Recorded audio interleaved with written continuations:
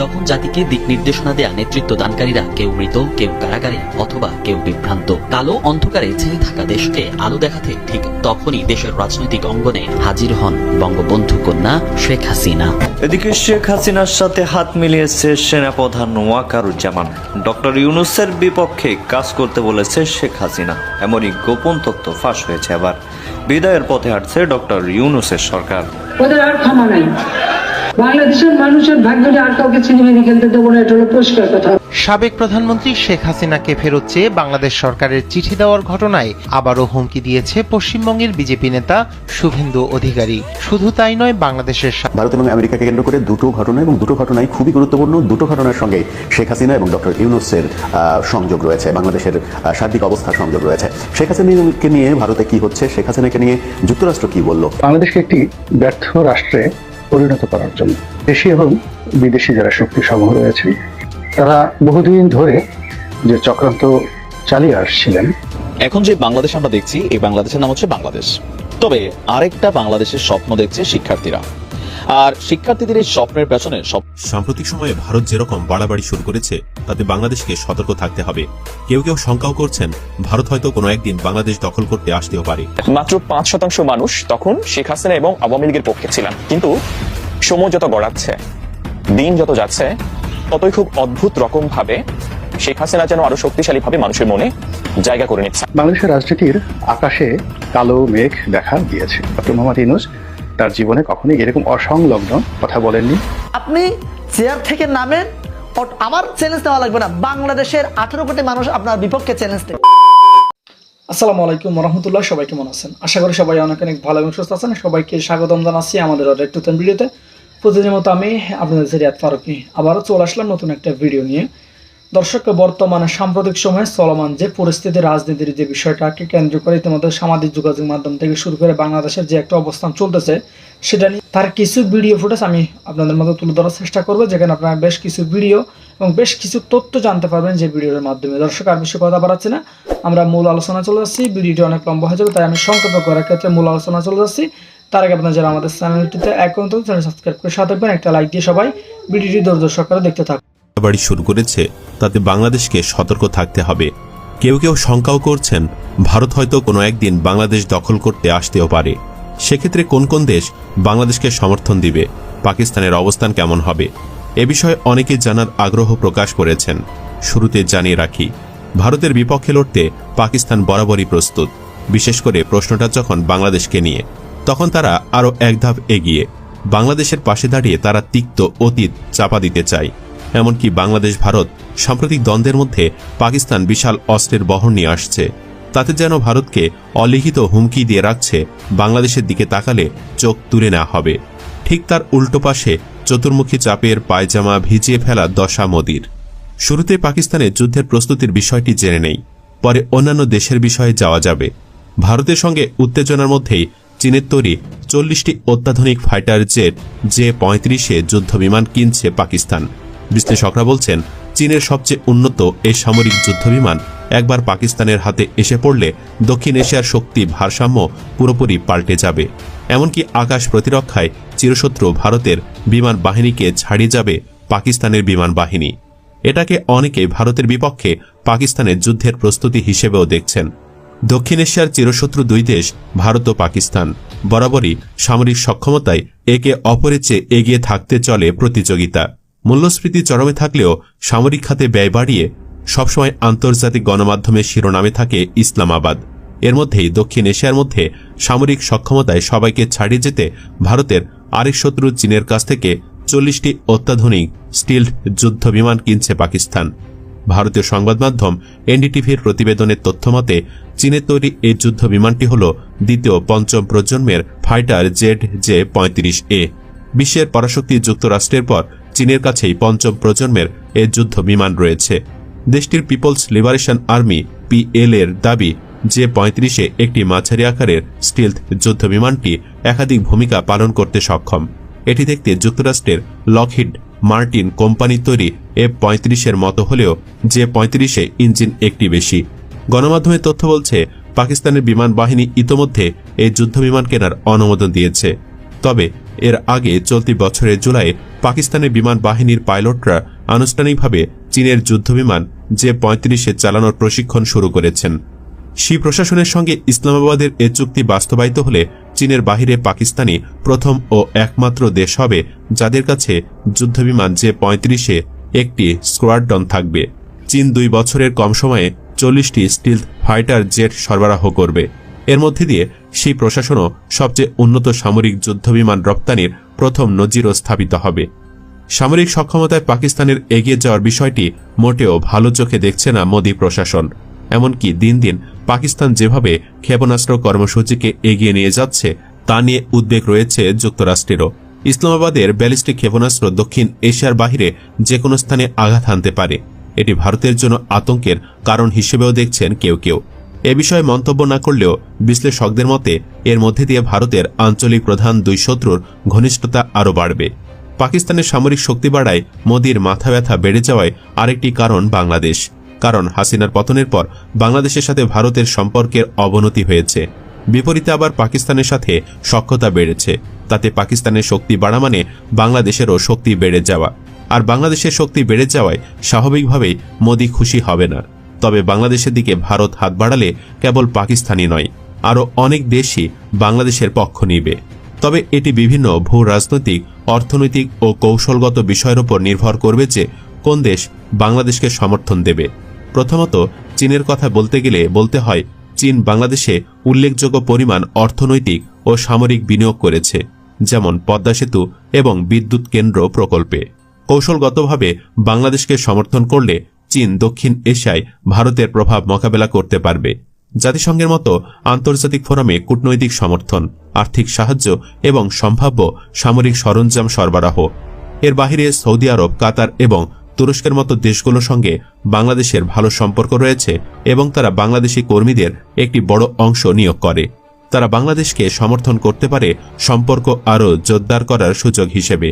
আর্থিক সাহায্য, আন্তর্জাতিক লবিং এবং মানবিক সহায়তা। এছাড়া ঐতিহাসিকভাবে ভারতের সঙ্গে ঘনিষ্ঠ, তবে রাশিয়া নিরপেক্ষ অবস্থান বজায় রাখতে পারে। তবে ভারতে অতিরিক্ত আধিপত্য দেখলে বাংলাদেশকে সমর্থন করতে পারে। বাংলাদেশের জাপানের উল্লেখযোগ্য বিনিয়োগ রয়েছে এবং তারা কূটনৈতিক ও অর্থনৈতিক সমর্থন দিতে পারে এবং শান্তিপূর্ণ সমাধান উৎসাহিত করবে। আঞ্চলিক স্থিতিশীলতা আসিয়ান দেশগুলোর জন্য গুরুত্বপূর্ণ।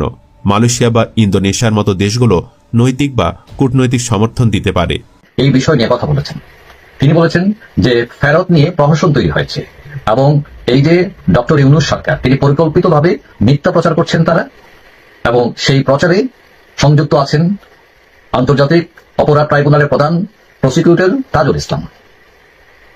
এবং জয় বলছেন যে এগুলা হচ্ছে প্রহসনের একটা বিচার এবং এটা মূলত ডক্টর ইউনূসের স্বার্থ রক্ষার একটা চেষ্টা।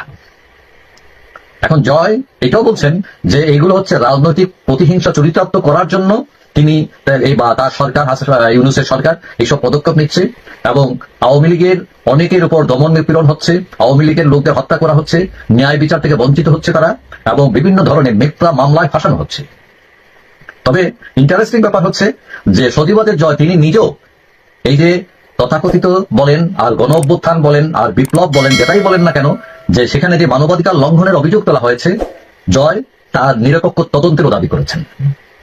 তাদের হয়তো বিশ্বাস যে নিরপেক্ষ তদন্ত হলে তার মা শেখ হাসিনা তিনি নিরপরাধ বিবেচিত হবেন। এখন আমরা জানি যে প্রত্যেক দিনে একটা না একটা ইস্যু আসতেছে। তো এখন যে গতকালের ইস্যু ছিল, গতকাল মঙ্গলবার, সেই ইস্যুতে ছিল যে গতকাল সোমবার ফেরত নিয়ে প্রহসন, যে শেখ হাসিনাকে ফেরত চাওয়া এটা পরিকল্পিত, তারা বলছেন সজীবাদের জয়। এবং আওয়ামী লীগের লাখ লাখ নেতা কর্মী এখন অবরুদ্ধ অবস্থায় আছেন, অনেক ছাত্রের শিক্ষা জীবন ব্যাহত হচ্ছে, তারা বেরোতে পারছে না, কলেজ বিশ্ববিদ্যালয়ে যেতে পারছে না ভয়ে, এবং অনেকের নামে মামলা আছে। তো সবকিছু মিলিয়ে আওয়ামী লীগের কোণঠাসা করে রাখা হয়েছে বলে আওয়ামী লীগ দাবি করছে। এবং সজীবাদের জয় তিনি এখন আমেরিকায় থাকেন, তিনি বিভিন্ন সময় এই সরকারের সমালোচনা করেছেন এবং শেখ হাসিনার রাজনীতি নিয়েও বিভিন্ন কথাবার্তা বলেছেন। এখন দেখা যায় যে শেখ হাসিনা অনেক অ্যাক্টিভ আছেন রাজনীতিতে, সজীবাদের জয়ও কথা বলছেন তার দলের পক্ষ থেকে।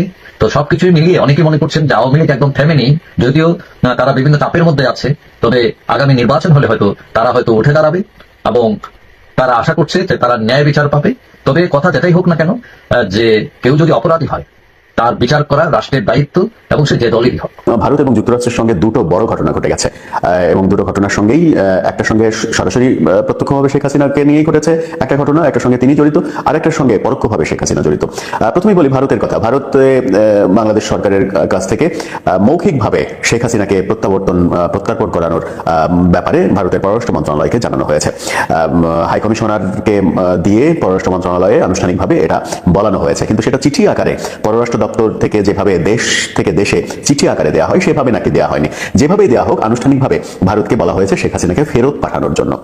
ভারতের পররাষ্ট্র মন্ত্রণালয়ের মুখপাত্র সংবাদ সম্মেলন করে সেটা স্বীকারও করেছেন যে বাংলাদেশ থেকে আনুষ্ঠানিকভাবে এরকম একটা প্রস্তাবনা দেওয়া হয়েছে। কিন্তু মজার ব্যাপার হচ্ছে, পরবর্তী সেই কথা বলার পরে তাকে যখন প্রশ্ন করা হয় ভারতের অবস্থান কি, তখন পররাষ্ট্র মন্ত্রণালয় থেকে জানানো হয় নো কমেন্টস, অর্থাৎ শেখ হাসিনার এই ব্যাপারে ভারত কোনো কমেন্টস করতে চায়নি। নো কমেন্টসই কি এক ধরনের বার্তা দেয় না? সেটাই এখন আলোচনার বিষয় হতে পারে। নো কমেন্টস অনেক বার্তা দিতে পারে। সার্কামস্টেন্সেস যদি বিবেচনা করা হয়, সার্বিক অবস্থা যদি বিবেচনা করা হয়, তাহলে নো কমেন্টস এর ব্যাখ্যাটা এরকম আসতে পারে যে তুমি চিঠি দাও আর যাই দাও, আমরা কেয়ার করলাম না, এরকম ব্যাখ্যা আসতে পারে। আবার আর একটা ব্যাখ্যা, সহজ সরল ভাবে ব্যাখ্যা আসতে পারে যে এই ব্যাপারে আপাতত আমরা হ্যাঁ না কোনো কিছুই বলতে চাচ্ছি না, মন্তব্য করতে যাচ্ছি না। তবে শেখ হাসিনার এই বিষয়ে ভারত এবং বাংলাদেশের সম্পর্ক যে পর্যায়ে গেছে, তাতে আমার মনে হয় যে প্রথম কথাটাই সত্য হতে পারে যে তুমি চিঠি দাও আর যাই করো, কেয়ার করলাম না। অর্থাৎ বাংলাদেশের এই চাওয়াটাকে ভারত তাদের ধর্তব্যের মধ্যে নিচ্ছে না এবং কেয়ার করছে না। তার মানে শেখ হাসিনাকে কি ভারত ফেরত দিতে চায় না আদতেও? ঘটনাক্রমে তাই মনে হয় যে শেখ হাসিনাকে ভারত ফেরত দেবে না, বাংলাদেশ যত ধরনের পদক্ষেপই গ্রহণ করুক না কেন। বাংলাদেশ তার প্রথম পদক্ষেপ গ্রহণ করেছে, শেখ হাসিনাকে ফেরত চেয়েছে আনুষ্ঠানিকভাবে, কিন্তু সেই ব্যাপারে ভারত টু শব্দটিও করেনি। যখন ভারত টু শব্দটিও করলো না, তখন আজকে ভারতের পররাষ্ট্রমন্ত্রী, বিদেশমন্ত্রী যাকে বলা হয়, জয়শঙ্কর, তিনি আমেরিকা সফরে চলে গেছেন। 6 দিনের আমেরিকা সফরে তিনি গিয়েছেন এবং সেখানে বাংলাদেশ প্রসঙ্গে আলোচনা হবে বলেও ভারতের বিভিন্ন গণমাধ্যম বলছে। জয়শঙ্কর যখন আমেরিকায় গিয়েছেন, তখন গতকাল বাংলাদেশে একটা বড় ঘটনা ঘটেছে। কি ঘটনা ঘটেছে? আমেরিকার নিরাপত্তা উপদেষ্টা জ্যাক সুলিভান, তিনি বাংলাদেশের প্রধান উপদেষ্টা ডক্টর মোহাম্মদ ইউনূসকে ফোন দিয়েছেন। ফোনে তাদের দীর্ঘক্ষণ কথা হয়েছে। জয়শঙ্কর যখন আমেরিকার পথে, তখন সুলিভানের এই ফোন ত্রিপক্ষীয় সম্পর্কের ব্যাপারে কোনো বার্তা দিল কিনা সেটা গুরুত্বপূর্ণ একটা ব্যাপার। শোনা যাচ্ছে যে এই ফোনে জ্যাক সুলিভান বাংলাদেশে মানবাধিকারের সংকট এবং মানবাধিকার যেন ঠিক রাখা হয় সেই ব্যাপারে তাগিদ দিয়েছেন ডক্টর ইউনূসকে।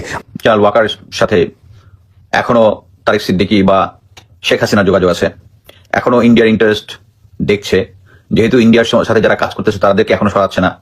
একটা ছোট্ট একটা প্রুফ দেখাবো, এটা যদি আপনি প্রুফ মনে করেন করতে পারেন, সেটা হচ্ছে আপনারা সবাই কয়েকদিন আগে যে বিডিআর পিলখানা নিয়ে যে আমরা যখন বিভিন্ন কথাবার্তা বলছি, আপনি একটা ভিডিও দেখেছেন যেখানে ক্যাপ্টেন তানভীর হায়দার নূরের ওয়াইফ তাসনুভা ভাবি, উনি বলছেন যে আমি যখন ওখানে ছিলাম তখন হিন্দি ভাষাভাষীর লোক তার কাছে এসেছিল, বাসায় এসেছিল এবং হিন্দি ভাষায় কথা বলছিল।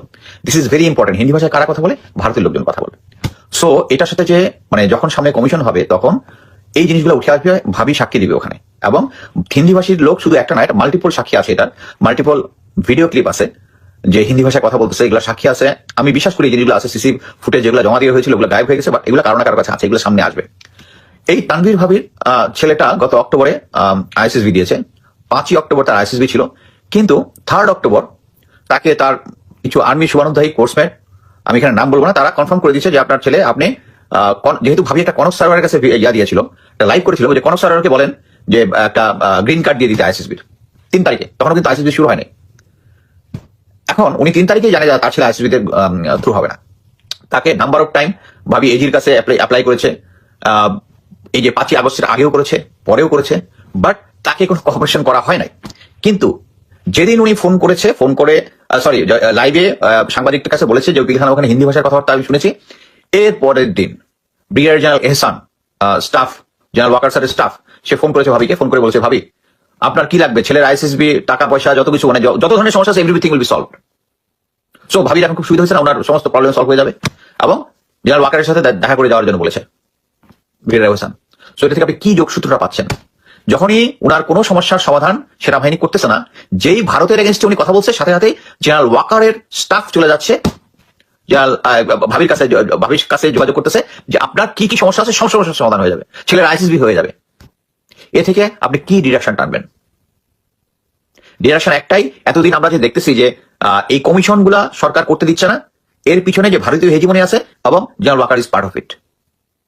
ক্লিয়ার। পরবর্তীতে ভাবি আরো বলেছে যে একটা গ্রুপের সাথে গিয়েছিল আমাদের আইন উপদেষ্টা আসিফ নজরুলের সাথে দেখা করার জন্য, he was very reluctant even to look at her. হ্যাঁ হ্যাঁ আমি কি বলছি আমি শুনছি, but body language everything was very, মানে উনি ভারতের কথা বলছে দেখে উনি অস্পৃশ্য হয়ে গেছে। সো ইনশাল্লাহ এই সামনে যে জেনারেল ফজলুর রহমান স্যার কমিশনের হয়েছে আলহামদুলিল্লাহ, বাট বাকি মেম্বার কারা আছে এটার দিকে আমরা নজর রাখছি। এই মেম্বারগুলো আমাদের জুৎসই হইতে হবে, অথবা এখন রাওয়াতে ইলেকটেড একজন হয়েছে, হক স্যার হয়েছেন, এবং আশা করি এটা নিয়ে আমরা যতদূর পর্যন্ত যাইতে হয় আমরা রাওয়া রিটায়ার্ড অফিসাররা এই বিচার পাওয়ার জন্য যতটুকু পর্যন্ত যাওয়া হয় আমরা ওই পর্যন্ত যাবো। এবং আমি এখনো জেনারেল ওয়াকার স্যারকে বলবো তারেক সিদ্দিকী এবং শেখ হাসিনার কথা করে বাংলাদেশের দিকে তাকান। আপনি বাংলাদেশের দিকে তাকাচ্ছেন না। যে নরেন্দ্র মোদী বাংলাদেশকে উত্তাল করার চেষ্টা করেছেন, বাংলাদেশকে অকার্যকর করার চেষ্টা করেছেন, বাংলাদেশকে ব্যর্থ করার চেষ্টা করেছেন, সেই নরেন্দ্র মোদী এবার চাপের মধ্যে রয়েছেন। সেই নরেন্দ্র মোদীকে এবার চোর সম্বোধন করা হয়েছে পার্লামেন্টে। যে শুভেন্দু অধিকারী বাংলাদেশের হাই কমিশনে আক্রমণ করিয়েছিলেন, বাংলাদেশের পণ্য রপ্তানিতে বাধা সৃষ্টি করেছেন, বাংলাদেশকে না খাইয়ে মারবেন, সেই শুভেন্দু অধিকারীকে এবার জুতা পেটা করা হয়েছে। শাস্তি পেতে শুরু করেছে ভারতের সেই সব ব্যক্তিরা যারা বাংলাদেশকে ব্যর্থ করার এক নীল নকশা এঁকেছিলেন। দর্শক, পাশাপাশি ভারতের জন্য আরো বড় বড় খবর আসতে শুরু করেছে।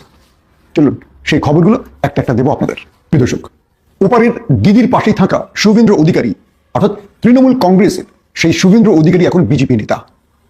তিনি চেষ্টা করেছিলেন পশ্চিমবাংলায় কি করে বিজেপিকে শক্তিশালী করা যায়, মানে তিনি মুখ্যমন্ত্রী হতে পারেন মমতাকে হটিয়ে। তাই তিনি যখন বাংলাদেশের শেখ হাসিনার পতন হলো, পতিত স্বৈরাচারের পক্ষ নিলেন এমনভাবে প্রকাশ্য উলঙ্গভাবে পুরো পৃথিবী যে বিষয়টিকে গ্রহণ করতে পারেনি। যখন একটা রাষ্ট্রের সাথে আরেকটা রাষ্ট্রের যত শত্রুতাই থাকুক, পররাষ্ট্রনীতি বা কূটনীতির কিছু বিষয় থাকে, ভাষা থাকে, বা কিছু শিষ্টাচার থাকে, যেগুলো একটাও তিনি অবলম্বন করেননি, বরং সেগুলোকে তিনি অবজ্ঞা করেছিলেন। আমাদের আগরতলায় বাংলাদেশের উপ হাইকমিশনে যে অ্যাটাক করা হলো, ভাঙচুর করা হলো, বাংলাদেশের পতাকা পোড়ানো হলো, এটার পেছনে শুভেন্দু অধিকারী ছিলেন। তিনি ঘোষণা দিয়েছিলেন বাংলাদেশে আলু রপ্তানি বন্ধ হবে, পেঁয়াজ রপ্তানি বন্ধ হবে, বাংলাদেশের মুসলমানদের চিকিৎসা দেওয়া বন্ধ হবে। কি হলো এর পরবর্তীতে? ভারতে মানে পশ্চিমবঙ্গে বিশেষ করে হোটেল ব্যবসায় ধস নেমেছে, নিউ মার্কেট প্রায় অচল হয়ে পড়েছে। যারা পণ্য বিক্রেতা, সেটা পোশাক হোক বা অন্যান্য জিনিস হোক, তারা ব্যবসার হাত গুটিয়ে দিচ্ছে, কারণ বাংলাদেশিরা এখন ভারতে যাচ্ছে না, প্রায় ভিসা বন্ধই বলা চলে। এই পরিস্থিতিতে শুভেন্দু অধিকারী ঘোলা জলে যে মাছ শিকারের চেষ্টাটা করেছিলেন, তিনি পুরোপুরি ব্যর্থ হলেন। কেবল শুভেন্দু অধিকারী নন, তার দাদা, তার বিগ বস নরেন্দ্র মোদীও বড় রকম চপেটাঘাত খেলেন এই যাত্রায়। আগে শুভেন্দু অধিকারীর বিষয়টি আমরা ক্লিয়ার করি। ভারতের এই মুহূর্তে অন্যতম গণমাধ্যম যারা বাংলাদেশের বিরুদ্ধে সবচেয়ে বেশি প্রচার করে, অন্যতম মানি না যে জনপ্রিয়, অর্থাৎ বাংলাদেশের বিরুদ্ধে যে গণমাধ্যমটি সবচেয়ে বেশি মিথ্যাচার করছে, প্রোপাগান্ডা ছড়াচ্ছে, রিপাবলিক বাংলা। সেই রিপাবলিক বাংলার hawker news presenter, comedian, cartoon সে ময়ূখ, তার অবস্থা কি হলো দেখেন। ভারতের মহারাষ্ট্র থেকে শুরু করে বিভিন্ন জায়গায় বিক্ষোভ হয়েছে। বলা হচ্ছে, ভাই একটা কথা আছে কি জানেন, যে তুমি যা করবা সেটা তুমি অবশ্যই পরে ফেরত পাবা। এটা আমাদের বাংলা একটা কথা আছে, বুঝেন নাই? বর্তমান শিক্ষার্থীরা এদেরকে বা আপনার নাহিদকে ঘন ধুলাই দিল কেন? সেটি হচ্ছে আপনার আমাদের বাংলাদেশে এই অন্তর্বর্তীকালে সরকার যে বা যারা আছে, তারা কি বলছিল যে কোঠা না মেধা কিংবা সংস্কার, সংস্কার, এই জায়গাটাই হচ্ছে মনে করেন সমস্যা।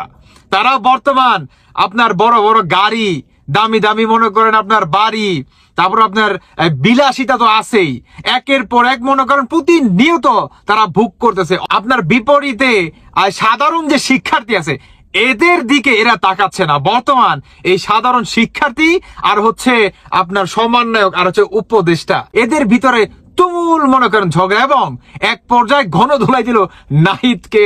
নাহিদ বলল তথ্য বাবা যে আমাকে মাফ করে দেন, আমাকে মাফ করে দেন।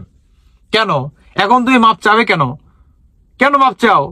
দামি দামি গাড়ি উঠো, সমস্যা কি? তোমরা তো বৈষম্য বিরোধী আন্দোলন থেকে আসছো, তাই না? কোঠা না মেধা, তো মেধা থেকে তাহলে কোন কোঠার মাধ্যমে সরকার হইলা?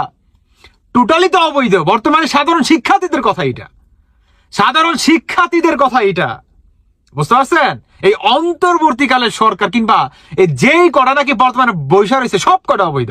আর শেখ হাসিনাকে বলে কি স্বৈরাচার, শেখ হাসিনাকে বলে অবৈধ। তাহলে আপনারা ভাই আমাদের বাংলাদেশের কোন সংবিধানের মাধ্যমে আপনারা বৈধ হইলেন? বলেন তো, আমাদের বাংলাদেশের কোন সংবিধানের লাইনে এই লাইনটা আছে যে অন্তর্বর্তীকালে সরকার যে বা যারা আসবে যদি সংবিধানে নাও থাকে তারপরে তারা অবৈধ? এই ধরনের কোনো এক্সট্রা কোনো লাইন কি আছে যে যদি এই ধরনের কোনো আন্দোলন হয় এইটার কথা চিন্তা করে কি এক্সট্রা কোনো লাইন আমাদের বাংলাদেশের সংবিধানে কি লেখা আছে? আমার প্রশ্ন। কাজেই বর্তমান এই অন্তর্বর্তীকালের সরকার কিংবা এদের উপদেষ্টা যে বা যারা আছে এদের প্রতি বাংলাদেশের সাধারণ জনগণ থেকে শুরু করে প্রতিটি মানুষ এদের প্রতি মনে করেন ক্ষিপ্ত। এবং আজকে নাহিদকে গণধুলাই দিল, গণধুলাই। একদম ঠিকই আছে, একদম পারফেক্ট। আপনি আরো খাবেন, সামনে আপনি আরো খাবেন। কেন খাবেন জানেন? কারণ হচ্ছে স্বাধীনতা, বুঝতে পারছেন? কারণ আপনারা তো বর্তমান স্বাধীনতাকে রিসেট বাটন মারতেছেন, মুক্তিযোদ্ধাদের ধরে ধরে আপনারা অপমান করতেছেন। অপমান, জুতার মালা দেন, এইটা দেন, সেটা দেন। শুধু এটাই না, কয়েকদিন পরে বিএনপির কাছে খাবেন, বিএনপির কাছে একদম উত্তম বুদ্ধম খাবেন। কেন খাবেন জানেন? কারণ বিএনপি হচ্ছে বহু দলে আপনার গণতন্ত্রকে বিশ্বাস করে, কিন্তু আপনারা সেটা বিশ্বাস করেন না। আপনারা বিশ্বাস করেন রাজতন্ত্র। কিসের গণতন্ত্র? আপনারা গণতন্ত্র মনতন্ত্র মানেন না। আপনাদের ভিতরে শুধু একটাই তন্ত্র, সেটা হচ্ছে কি জানেন? রাজতন্ত্র, রাজতন্ত্র। আপনারা কোনো গণতন্ত্রে বিশ্বাস করেন না, কারণ আপনারা আসছেন গণতন্ত্রকে গলা টিপে হত্যা করার জন্য। এটাই হচ্ছে আপনাদের সবচেয়ে বড় পরিকল্পনা। কারণ এটা যদি নাই হইতো কোনোদিনও মুক্তিযোদ্ধাকে গলার ভিতরে জুতার মালা দিতে পারতেন না, বুঝতে পারছেন? জুতার মালা দিতে পারতেন না, এবং জুতার মালাটা দিলেনি যেখানে বাংলাদেশের বর্তমান মানুষ খেতে পারে না, এবং যারা নাকি এই আন্দোলনে গুলি খাইছে, জীবন দিছে, এদের পরিবারকে আপনারা দেখতেছেন না। আর অন্যদিকে পাকিস্তান থেকে 3.5 থেকে 4 কোটি টাকা দিয়ে আপনারা শিল্পী আনতে পারেন। তাহলে আপনারা কত বড় স্বৈরাচারী করতেছেন? আপনারা তো সবচেয়ে বড় স্বৈরাচার। আপনারা কি স্বৈরাচার না? আপনারা কোন জনগণের ভোটের মাধ্যমে বসছেন ভাই? আমাদের বাংলাদেশের সংবিধানে কি আছে? নাই। তাহলে আমাদের বাংলাদেশের কোন দল কি আপনাদেরকে বসাইছে? বসাই নাই। তাহলে আপনাদেরকে কোন জনগণ ভোট দিছে? আওয়ামী জনগণ, বিএনপির জনগণ, জামায়াতে ইসলামী জনগণ? কোন জনগণ? হ্যাঁ, আপনাদেরকে জামায়াতে ইসলাম, জামাত শিবির এরা হয়তো বা দিয়া পারে, কিন্তু বাংলাদেশে তো সবচেয়ে বড় দল তো ভাই দুইটাই, আওয়ামী লীগ আর বিএনপি। এরা কি আপনাদেরকে বসাইছে? বসাই নাই। তাহলে বর্তমান যে সাধারণ জনগণের কাছে কিংবা সাধারণ শিক্ষার্থীদের কাছে আপনাদের নিজেদের ভিতরেই মনে করেন কামড়া কামড়ি মারামারি লাগছে। এবার সামলান, ঠেলা সামলান, বুঝেন নাই? পাপ কোনোদিন বাপেরও ছাড়ে না, বুঝতে পারছেন? বিশ্ব বাজারে যখন সকল দেশের মধ্যে আন্তঃসম্পর্ক নির্ভর করে বাণিজ্যের মাপকাঠির উপর, ঠিক তখন মোদী প্রশাসনের ভুলে ভারত হারাচ্ছে তাদের সব থেকে বড় আন্তর্জাতিক বাণিজ্য বাজার। ভারতের দ্বিতীয় রপ্তানিকারক দেশ হিসেবে বাংলাদেশ থেকে ভারতের সর্বোচ্চ রেমিটেন্স আসত, যার পরিমাণ 16 বিলিয়ন বা $1,600 কোটি, যা ভারতের গড় আয়ের একটা বড় অংশ। তাই বলা যায় বাংলাদেশের সাথে শত্রুতা বাড়িয়ে ভারত যেন উল্টো পথেই হাঁটছে। হাসিনা পতনের পর ভারতীয় গণমাধ্যমগুলো বাংলাদেশ নিয়ে একের পর এক মিথ্যা গুজব সংবাদ প্রকাশের প্রতিবাদে বাংলাদেশের সব জায়গায় উল্টো ভারতকে বয়কটের ডাক দিয়েছে বাংলাদেশিরা। ভারত হটাও এবং ভারতের পণ্য বর্জন আন্দোলন বাংলাদেশে এখন তুঙ্গে। এমনকি বাংলাদেশের দোকানগুলো থেকে দেশপ্রেমিক ক্রেতা ভারতীয় পণ্য কিনছে না, তারা ভারতীয় পণ্য বয়কট করছে। সবকিছু নিয়ে ভারত এখন বেকায়দায় পড়েছে। কৃষক সহ সর্বস্তরে একটা ক্ষোভ তৈরি হয়েছে। এই ক্ষোভের বহিঃপ্রকাশ গিয়ে পড়েছে মোদী প্রশাসনের উপর। সাধারণ ব্যবসায়ী ও কৃষকদের অভিযোগ, মোদির ভুল কূটনৈতিক কৌশলের কারণে বাংলাদেশের সাথে ভারতের সম্পর্কের অবনতি হয়েছে এবং কলকাতা সহ গোটা ভারতের ব্যবসায়ীরা না খেয়ে মরার উপক্রম হয়েছে। আর এমন পরিস্থিতির জন্য মোদির উপর ফুঁসে উঠেছে কলকাতা সহ গোটা ভারতের ব্যবসায়ী এবং কৃষকরা।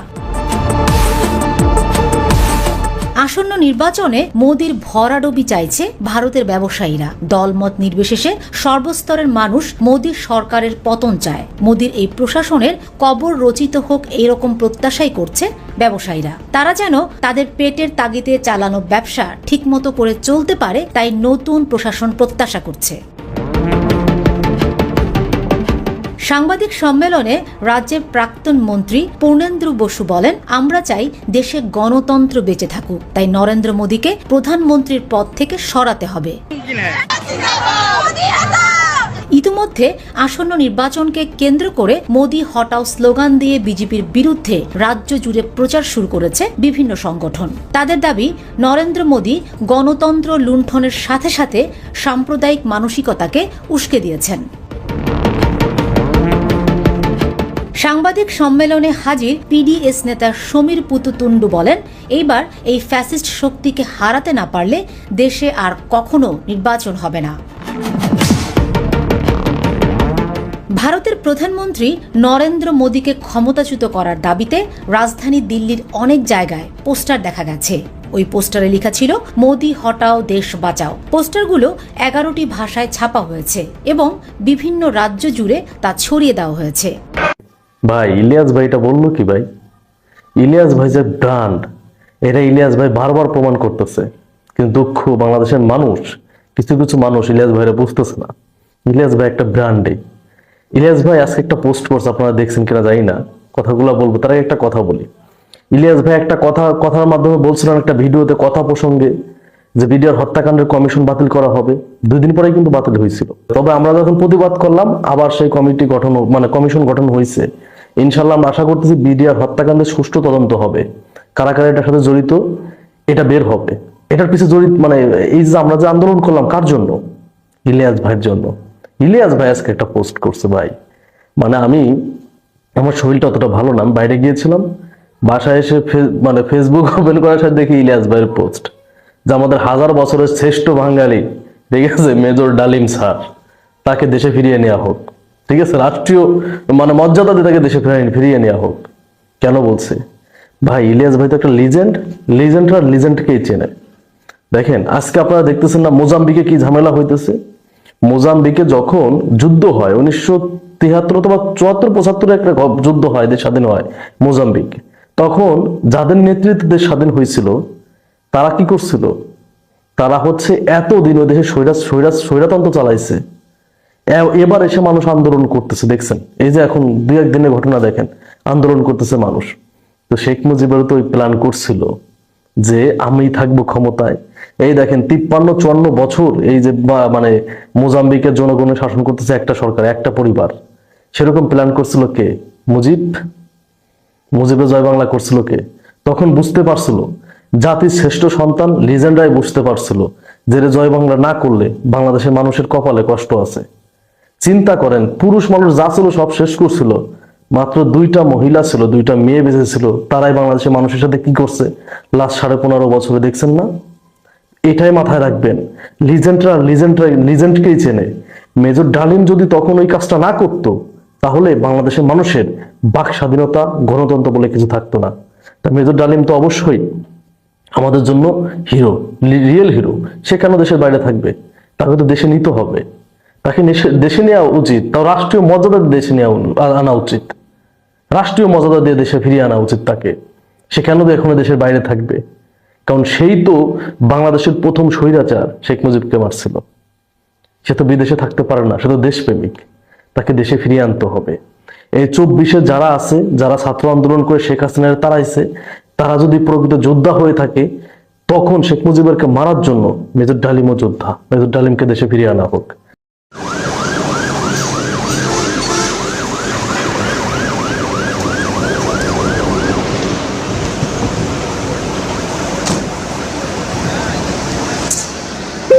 দাউ দাউ করে জ্বলছে আগুন। বুধবার রাত 1:52 হঠাৎই আগুন লাগে প্রশাসনের প্রাণকেন্দ্র সচিবালয়ের 7 নম্বর ভবনের 6ষ্ঠ তলায়। মুহূর্তেই তা ছড়িয়ে পড়ে 9 তলা পর্যন্ত। শুরুতে বিভিন্ন তলায় কয়েকটি আলাদা স্থানে আগুন জ্বলতে দেখা যায়। খবর পেয়ে প্রথম দফায় ঘটনাস্থলে পৌঁছে ফায়ার সার্ভিসের 8টি ইউনিট। আগুনের তীব্রতা বাড়তে থাকায় একে একে যোগ দেয় আরও 11টি ইউনিট। সহায়তায় যুক্ত হয় সেনাবাহিনী, বিজিবি, র্যাব, পুলিশ ও এপিবিএন সদস্যরা। আগুন নিয়ন্ত্রণে অব্যবস্থাপনার অভিযোগ করেন প্রত্যক্ষদর্শীরা। একটা সাধারণ জায়গায় আগুন লাগলে যে ব্যবহারটা করি, সেই ব্যবহারটা যদি বাংলাদেশ সচিবালয়ের ক্ষেত্রেও করি, তাহলে তো অবশ্যই প্রশ্ন থেকে যায়। ফায়ার সার্ভিসের এত ল্যাডার, এত গাড়ি, এত তো প্রযুক্তি থেকে লাভ কি? যদি এত বড় বাংলাদেশের একটা হৃৎপিণ্ড ফুলে যাচ্ছে, এটা যদি নিয়ন্ত্রণে নামতে না পারে। একটা ফায়ার সার্ভিস থেকে আগুন ধরা নিবাচ্ছে, সেটাও বন্ধ করে দিচ্ছে। আগুন নিবানোর যে একটা তৎপরতা, যে একটা কার্যক্রম, এটা আমরা ফায়ার সার্ভিসের ভিতরে আমরা দেখতে পাই নাই। প্রশাসন তো অবশ্যই ব্যর্থ, ফায়ার সার্ভিসেও ব্যর্থ, এবং এই আজকে আগুন লাগানোর পিছনে রাষ্ট্রের যে ফুসফুস যাকে বলা হয়, যে সচিবালয় যেখান থেকে রাষ্ট্র পরিচালিত হয়, এই রাষ্ট্রের এই গুরুত্বপূর্ণ স্থাপনায় আগুন লাগার পিছনে অবশ্যই গভীর ষড়যন্ত্র কাজ করছে। আমাদের দেশের জন্য কারাই ষড়যন্ত্র করতে আছে। ভোরে ঘটনাস্থলে আসেন ফায়ার সার্ভিসের মহাপরিচালকও। জানান, সচিবালয়ে আগুন নেভাতে গিয়ে ট্রাক চাপায় মারা গেছেন ফায়ার সার্ভিসের এক কর্মী। এছাড়া আগুন নেভাতে গিয়ে আহত হয়েছেন আরও কয়েকজন। তবে প্রাথমিকভাবে আগুন লাগার কারণ ও ক্ষয়ক্ষতির পরিমাণ জানাতে পারেনি ফায়ার সার্ভিস। কারণ সম্ভবত ইন্টেরিয়র ডেকোরেশন ছিল, এবং যে বিদ্যুৎ লাইন যেটা আছে, যখন এক জায়গায় আগুন ধরলে বিদ্যুৎ লাইনের মধ্যে সব জায়গায় ছড়ায় পড়ে, এটা হতে পারে। বাট ইনিশিয়াল কারণ আমরা এখনো বের করতে পারি নাই।